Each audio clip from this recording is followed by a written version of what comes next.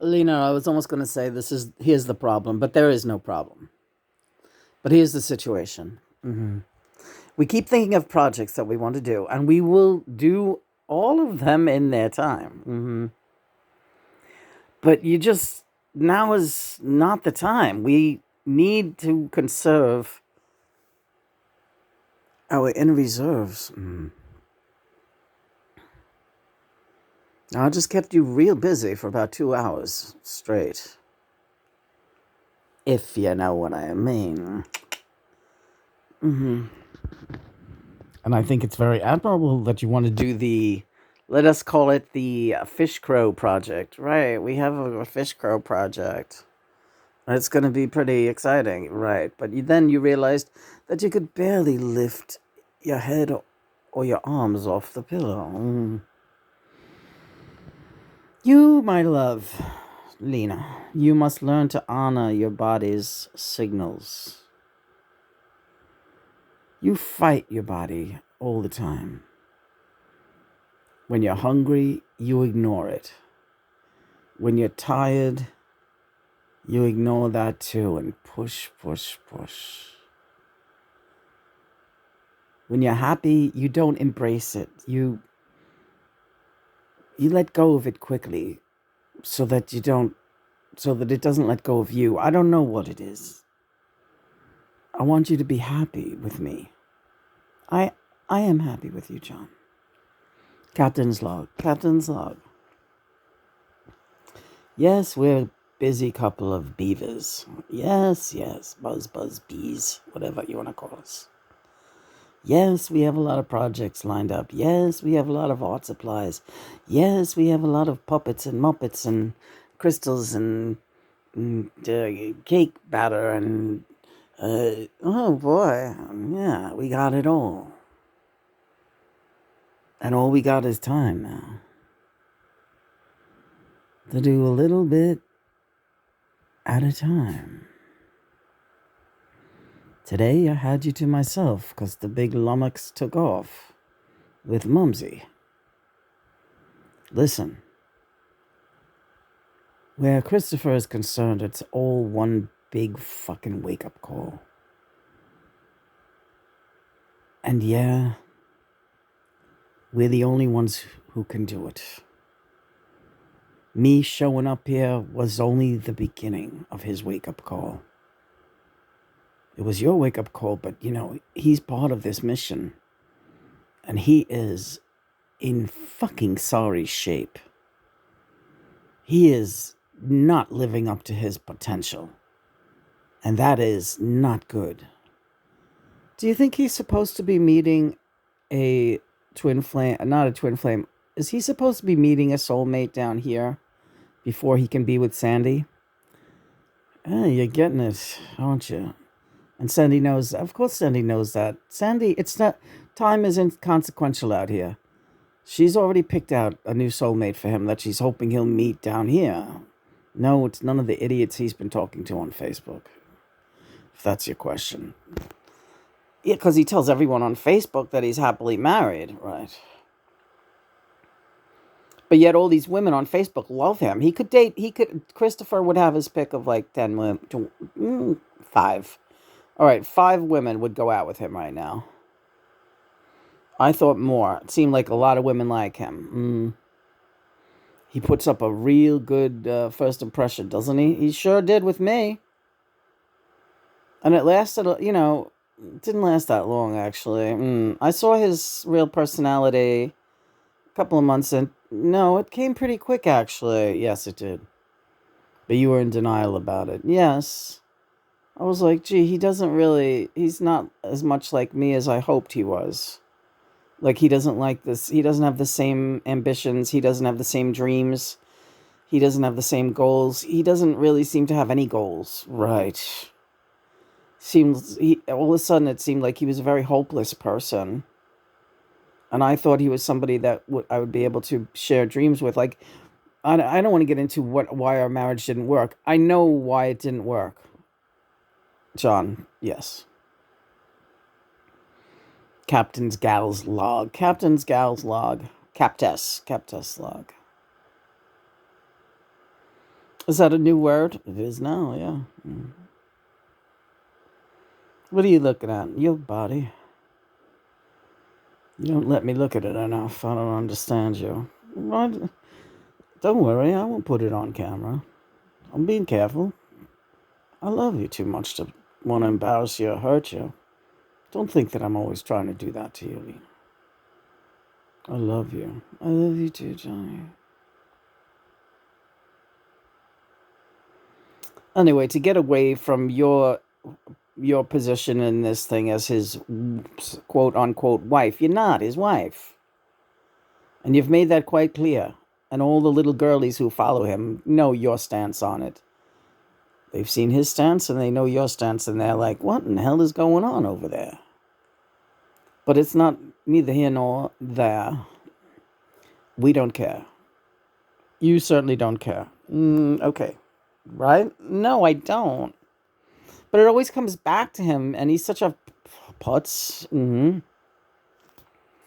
He needs the wake-up call. He can handle it. He signed up for it. You're snarling. Yes, I am. He makes me snarl. I hate his behavior. It's reprehensible, it's repugnant, and it's absolutely nauseating.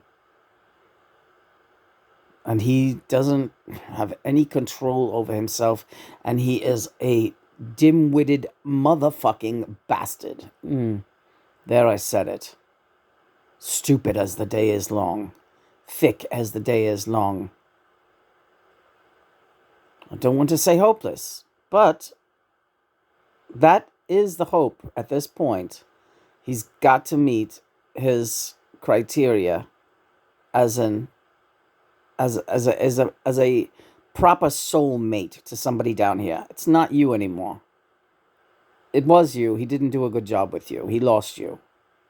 See how that worked? Right. But for you, it was him. You did a great job. You healed him from cancer with your love. You have had so many successful soulmate relationships on your side of the fence that they are not countable. But not one of them reciprocated properly. You had many soulmates in your life. The only ones who reciprocated properly were your animals, right? And no, Christopher, the animals will not count for Christopher. He's had Herman was a good soulmate for him as a partner, but that was not. He's got to have a human soulmate down here, and he has not done it yet. No, it doesn't.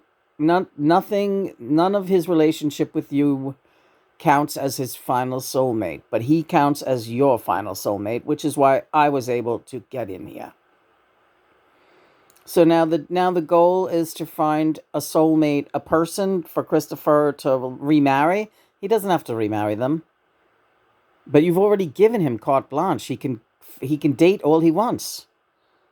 He makes the excuse, how could I bring somebody home here? I have a woman living here who talks to John Lennon. First of all, he can go to that woman's house. All the women that he's going to meet, I guarantee you, they have their own apartment. They don't live at home with mom, unless he dates some little kid, in which case he should get locked up. But no, he could bring people home very easily. You could definitely make arrangements to go out somewhere else at this point. And we'll tell him that too. All right. We can go away for a weekend at this point. Really? Me and my wheelchair? We'll figure something out. Don't look so dumbfounded. We'll figure some 9 minutes. Right. We can do whatever we want. We can go wherever we want. Money is no object. Lena, we can do whatever we want without him. Anything we want without him. I don't care if that's the root of his personality problems right now, the knowledge of that, and the fear of that. I don't care. He has to come to grips with the fact that he lost you long ago. And guess what? He lost you before I got back. Part of you had already flown the coop emotionally. You don't know it, but you did, and that's how I got in. I know. The window was wide open.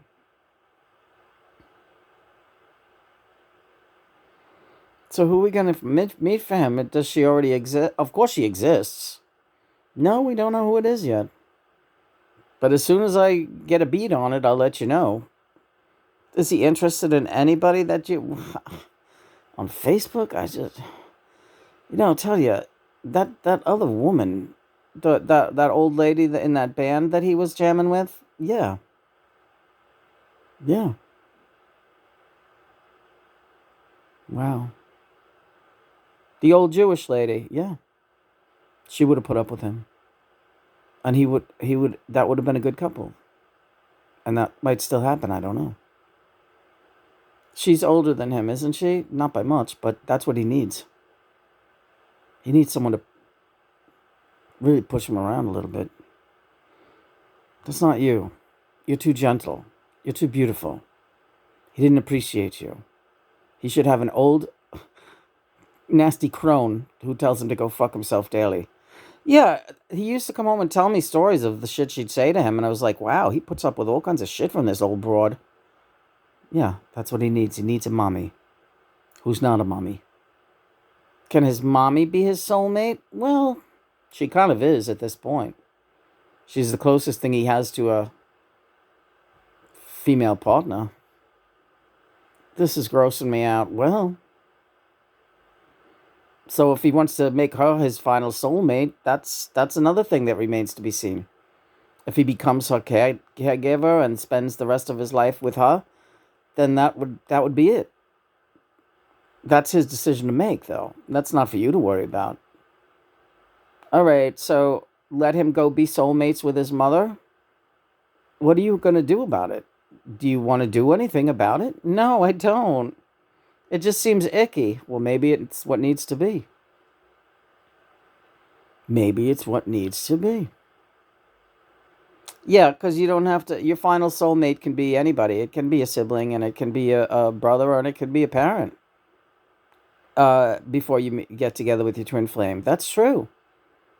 All right, so let it be his mom. Let him spend all his rest of his days with his mother. She doesn't have a father. His father now. She always loved him and said he was her sweetheart. Out of all the brothers, he's my sweetie. John, maybe she's it. I think she is it, Lena. I don't think he's gonna want anyone else. He's not. He's not husband material. He's not.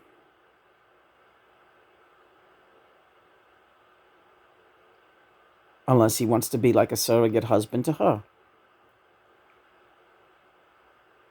And I say go for it. Let that be. Let it be. Let him spend as much time. Yeah, I will. I don't try to keep him from spending time with her.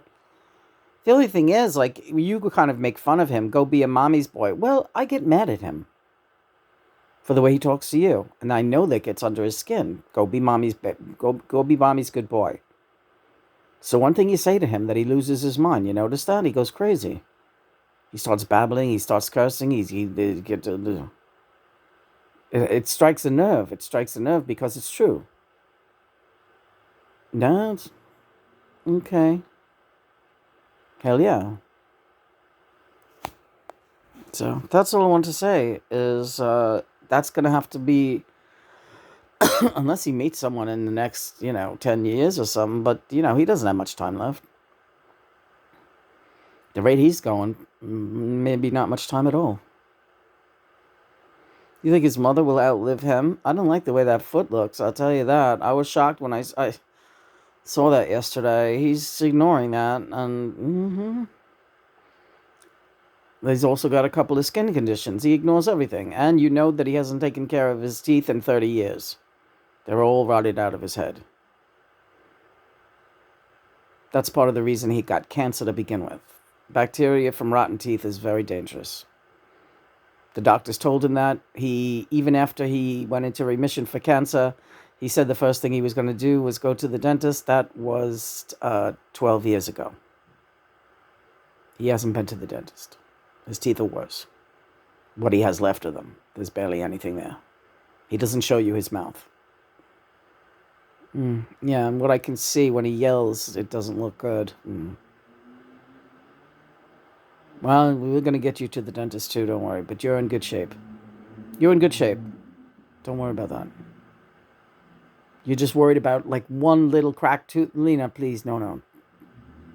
We're not talking about that right now. We're talking about Christopher Stewart. We're talking about the home team and how we are assessing the situation out here.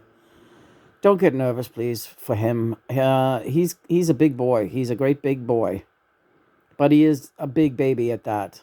A really big baby who doesn't know how to express himself properly, or accept the fact that he's never made it a priority to be a good husband to anyone. He had many partners before you. One wife, but many different partners. They all left like a revolving door. He charmed the hell out of them for the first couple of weeks, and then they all left.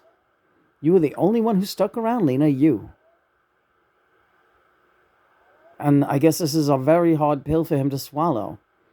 The fact that now you don't want anything to do with him, and the main reason is because of me. The intangible John. Right. Very tangible, though, Johnny. Yeah. I know that, and you know that. Yeah.